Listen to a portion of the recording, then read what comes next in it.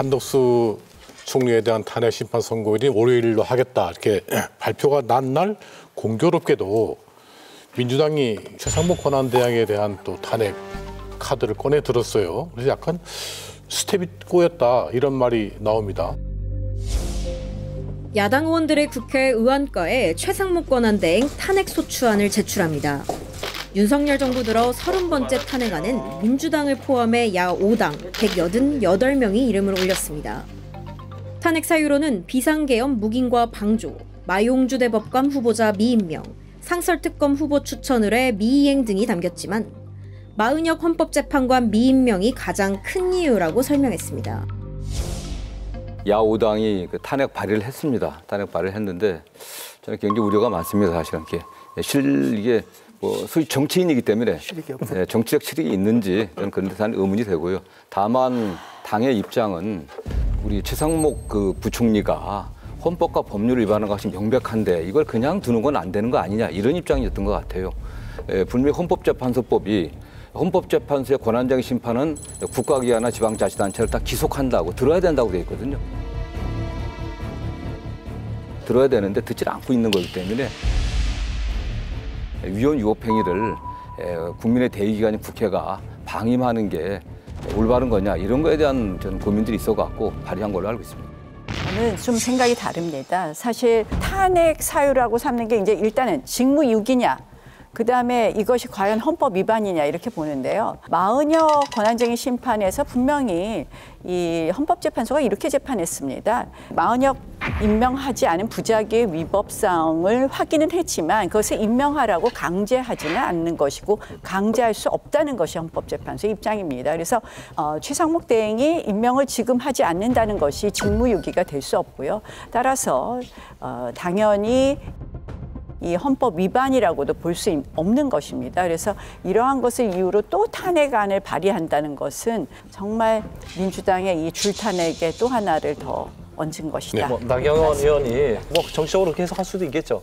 그런데 사실은 이거는 이재명 대표의 소신과 결정 때문에 이루어진 일입니다. 제가 알기로는 대부분의 의원들이 탄핵소추안 낸 거에 대해서 굉장히 좀 불편하다랄까요? 불만을 좀 가지고 있어요. 사실은 이거는 그 정책 실익이 없잖아요. 월요일 날 한덕수 총리 그 탄핵이 막 기각이 돼버리면 최상목 권한대행 제자리로 가는 건데 정치적 의미가 없는 거잖아요. 아무 의미 없는 걸 하는 거예요. 그러니까 당내 의원들이 많이 반대를 했는데 이재명 대표가 오늘 본인이 결정한 거예요. 그러니까 이제 의원들도 많이 불만이 있고. 근데 또 문제는 뭐냐면 이런 의원들의 분위기를 알면 박찬대 원내대표나 박성준 뭐 부대표인가요? 뭐 이런 분들이 좀 말려서 설명을 해야 되는데 그대로 강행이 됐다는 거. 이런 부분들은 좀 우려가 있다고 봅니다. 근데 그게 아니고 실제 그 민주당의 이 원내 그 의사결정 과정을 보면요. 이재명 대표가 되게 관여를 잘 안 합니다. 원내 지도부에서 의사결정 해오면 존중해야지. 본인이 당대표라고 해서 이렇게 해라 저렇게 해라 지시하는 건 좀 부적절한 거 아니냐 이런 생각을 갖고 있고요. 저는 뭐 최상목 탄핵 관련해서도 이게 뭐 원내 지도부의 판단이고 저는 뭐 당대표의 의사가 반영된 거라고 저는 생각하지는 않습니다. 대통령 권한대행부터 헌법을 지키지 않고 헌법재판소의 결정은 그 취지를 존중하지 않으니까 이거에 대해서는 분명하게 입장을 밝히는 게 좋지 않겠냐 이런 취지가 강했던 것 같습니다. 그러면 월요일 날 그 한덕수 총리에 대한 그 탄핵 심판이 기각이 돼가지고 직무로 복귀하시면 최상목 대행에 대한 탄핵소추안을 계속 추진하실 거예요? 명분이 없어지잖아요. 그렇습니다. 저는 뭐 이게 발의만 된 거기 때문에 결국 국회 본회의에서 의결이 돼야 되지 않겠습니까? 그 과정은 다시 뭐 국회의장이나 또 이렇게 다시 협의를 또 하지 않겠습니까? 또. 네.